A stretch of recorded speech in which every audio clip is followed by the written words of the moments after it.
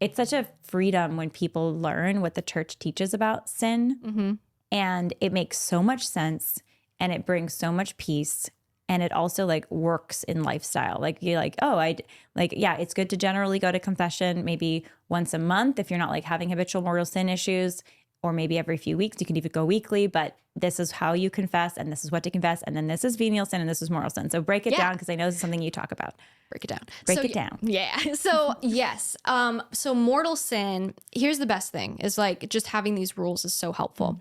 Mortal sin requires 3 specific things. The first one is there needs to be grave matter. So that means a mortal sin is like, okay, murder or masturbation, pornography, abortion. It has to be some sort of evil. The second thing is you have to have full knowledge that this thing is evil. And then the third thing is you have to have full consent. You have to know what you are doing is bad, and you need to willingly go through with it, knowing that it's a sin, knowing it's bad, knowing it's grave matter, and doing it anyways. So that requires basically our complete free will.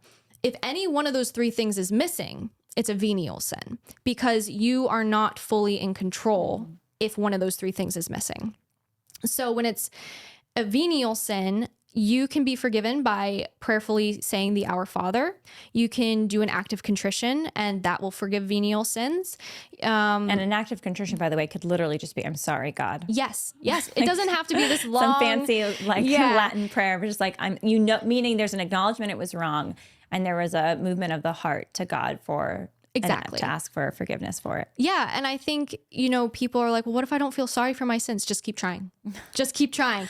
Ask Our Lady of Sorrows for help, honestly, to feel full contrition for your sins. And one of the priests who we go to confession with, every time, like when he, you kneel down and he starts the rite, he'll say, may you feel complete and full contrition and sorrow for your sins before he starts. Wow. So that you can kind of bring that to mind as you're confessing, and hopefully really do feel sorrow for those. But yeah, if you have a venial sin, you can pray an act of contrition, or do your own version, of course. Pray in Our Father. It's also forgiven when you receive the Eucharist. When you're in mortal sin, it's actually sacrilegious to receive the Eucharist. If you're knowingly in mortal sin, you have to go to confession first, because God does not deserve to be in an unclean vessel, so to speak.